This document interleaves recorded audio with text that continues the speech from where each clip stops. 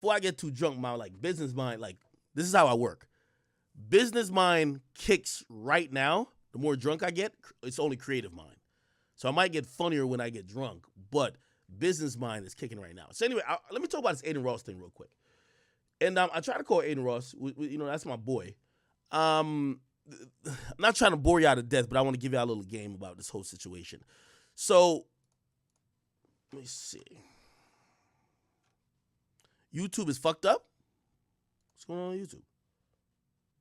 Call Kai. Wait, what's wrong with YouTube? Hold on. Yo, we're probably gonna go to what do you call it again? We're probably gonna. I'm trying to get to Kai's stream before it's over. You feel me? Nah, it looked like YouTube is straight. I'm looking at YouTube. Look like it's straight. Look like it's straight. All right, cool. Yo, real quick. And when I'm trying to give y'all like a little bit of game is because these days we're in a era where it's a viable option. Like if I had a kid right now and they said, yo, I wanted to be a YouTuber or a streamer, or I wanted to be even a professional gamer. I remember, and I hope my mom's over here, but I don't think she can hear through the floorboards. She's upstairs. My mom used to, I remember she told me this too, which was very, very I guess she understood at the end of the day. She said, I remember when you and your brother had, was it a PS? I think it was a PS4. She said, I used to hide y'all PS4 controllers that when I went to work, y'all weren't playing video games all day long and didn't do homework. And she's like, it's so interesting. This is after I bought her a car. She said it. She said it's like a divine type of explanation that I used to hide the controllers for the video games to try to get you to stop playing video games, but somehow y'all would figure out a way to play the video games.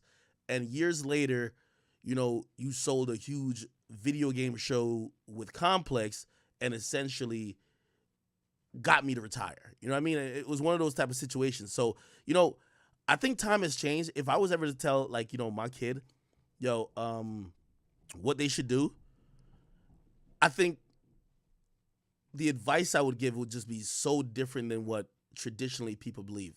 I think being a streamer, a gamer, being someone who's just a YouTuber, even a TikToker is a viable career options, but you should probably have a fallback in case it doesn't work. It's a low possibility of it working, but I look at it honestly just the same like making it to the NBA, right? And that's just the reality of it. So when I'm giving y'all some game about like how this entertainment thing is happening right now, there's a lot of moving and changing parts. There's nothing stagnant. And, I've been in this shit over 10 years now. Like when I first started, monetization wasn't really a thing. Now monetization is like, super lit and like there's ways to do all type of stuff and brand deals. It's much different. Anyway, let me just get to the main topic. So Adin Ross, if you guys don't know, and this is for any of y'all who want to be a streamer or anything like that, Adin Ross is one of the biggest Twitch streamers. He's done an interview. Like, if you want to go look up some content we've done, me and him, we've done stuff on Off the Record. Actually, I had him on not too long ago. He was talking about Kanye. You guys could go watch that. Go watch it on Spotify if you can. He's the biggest Twitch streamer. Now, I want to give you a little bit of comparison because somebody might not know who he is or not know or understand how popular he is. I'll give you these stats, right? So number one, on Instagram, he has 5.6 million followers, right? He posts a picture. I just want to show you how lit niggas are, like, in reality. He posts a picture, 1.6 million views. Or 1.6 million likes. I've always said streamers are more lit than rappers these days. Yo, you go to, I don't care who you go to, most of these rappers. Go to Meek Mill. Meek Mill got 5 times more followers, 23 million. His last picture, him and Robert Kraft, 448,000. So, again, and this is not shitting on Meek. What I'm trying to say is that these kids and these streamers, they have incredible engagement to have 1/5 of your audience, and I'm gonna get a little technical here, but please don't tune out. Adin has 5 million followers. Post a picture, gets 1.2 million likes. That's 1/5 potentially of his follower base interacting. Meek Mill has 24 million or 23 million followers. He posts a picture, doesn't get 500,000 likes. What does that say? He has less than, so Adin has 25%, you'd imagine, or 20% engagement rate. Let me see. This would be like less than 1% engagement rate. Now, not shitting on Meek, I'm just trying to show you engagement is what wins. The reason why Youngboy is Youngboy is that I don't believe Youngboy fans will spend a lot of money, but they're the most engaged. And that's why I think a lot of people look at him.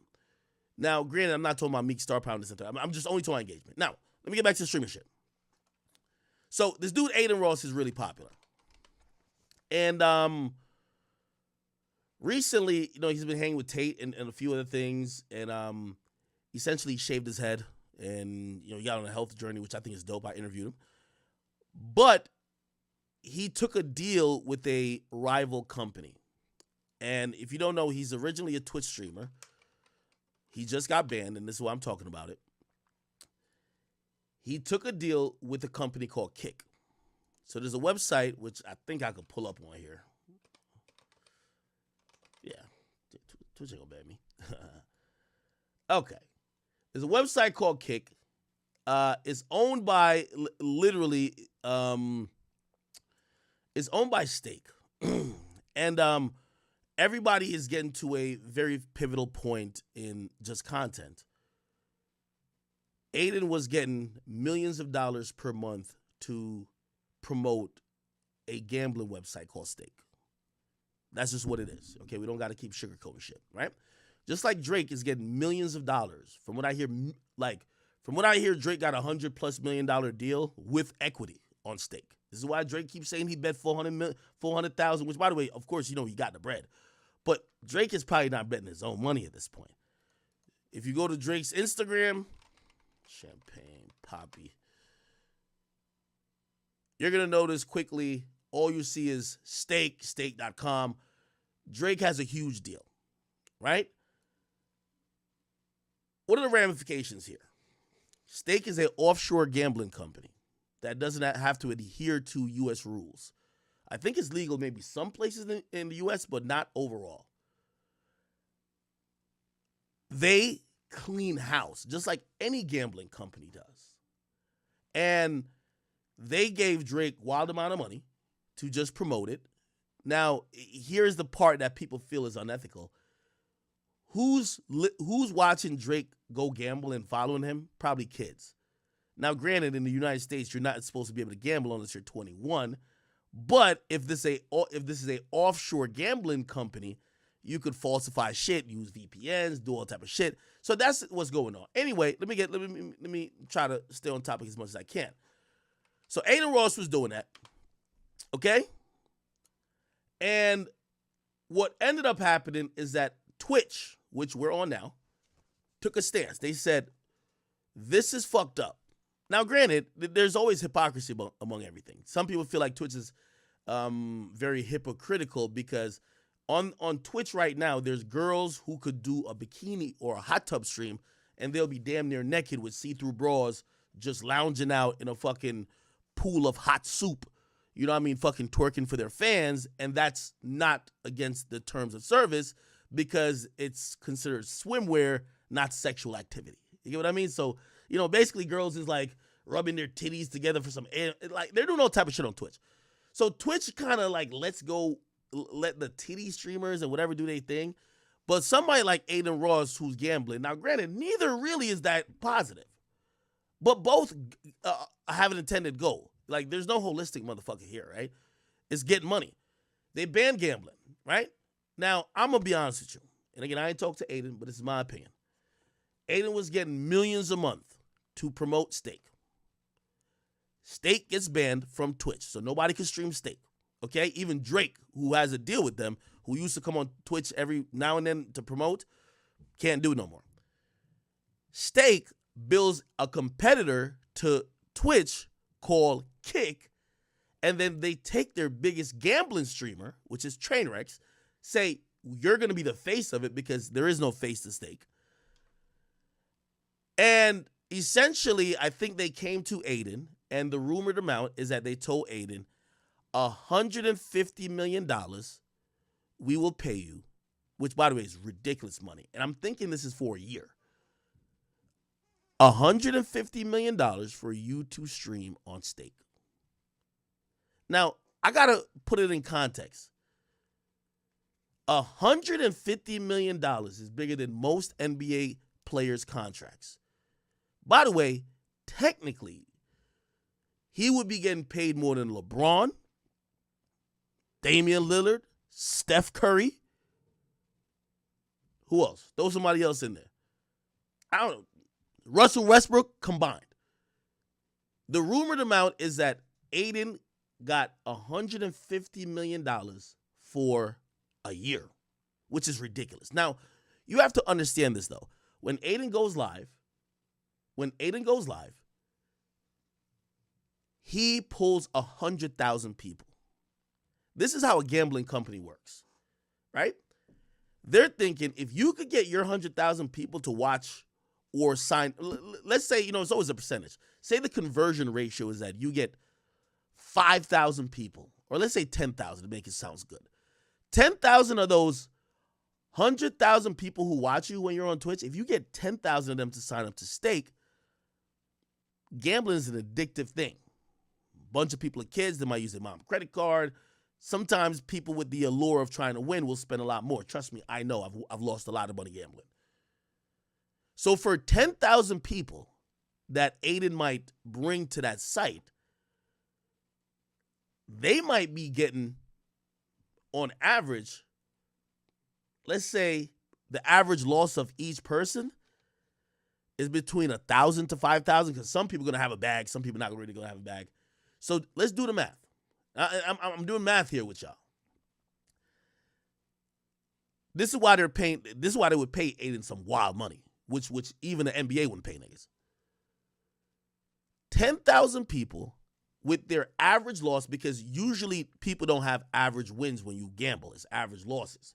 Let's say the average loss over those 10,000 people who signed up is $1,000 per person. If you do that math, right? Let me see if I get my calculator to pop up on here. And by the way, I know y'all want me to start off with some jokes and shit to kind of not get y'all bored real quick, but I'm going to get to the jokes. Don't you worry. I just got to get this shit off quickly. So 10,000 times average loss 1,000.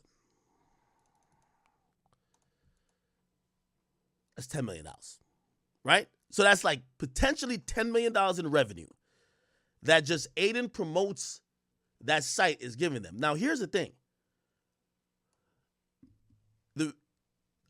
They're going to overpay him because he's bringing to Stake potentially lifelong customers. Gambling is addictive. So once he brings someone there, they might never leave. The percentage on that, let's say 40% stay. And every month or every 2 months or 3 months, they lose $1,000. You get to see how quickly this 10 million, which would be the initial 10 million loss from those people, right, on average, this 10 million turns to, we go from 10 to basically 30, like it gets there. So when you think about why Adin is possibly getting 150 M's, it makes kind of mathematical sense. And also you have to realize for every business, the hardest part of it is user acquisition. You have to acquire the users, right? Like if you sell clothes or you sell underwear or you sell cars, that's why people usually say use this referral code. Just bring somebody else to buy some shit. The hardest part is user acquisition. Adin streaming it is easy user acquisition. Now, they've invested a shit ton of money. And if you ask me, I think they're going to be down to spend about $500 million. So they gave Adin 150. I think they're trying to get Kai, Bruce, your age, and I think they signed Corinna and a couple other people. They're probably gonna be giving out wild money, like money that Twitch ain't gonna give you. So they're probably gonna look at niggas like, yo, here's 20 million, you wanna come through? Here's this, here's that. And for them, their business model at Kick, at least what I believe, isn't necessarily to build a streaming platform. I mean, they're allowing porn over there, niggas is doing whatever. Is to eventually just get enough eyeballs sustaining on that website that could funnel to gambling. Now, I don't know how long that's going to last, because that's kind of, if you ask me, an elaborate scheme. But that's what it is. Anyway, to center it back on what happened with Adin, Adin just got banned from Twitch. And I'm going to be honest with you, I wish I had talked to him because this was inevitable. And I want to play a video from him. And I'm going to be very objective because this is my guy, but you know what I mean? I never cap about shit, whether I'm talking to you or talking about you. Adin Ross banned. So he got banned from Twitch. He made a video, and this is what he said. We're going to get right into it, bro. I'm not even going to waste time on no intro. You know what I'm saying? We're not going to do that. Twitch, you banned me on National Hate Day, bro. Guys, Twitch banned me on National Hate Jewish People Day. So Twitch, did you ban me because I'm Jewish? I don't get it, bro. All right. See, I'm gonna pause it a couple times because, you know, I think Adin's a smart guy. We can't gaslight here.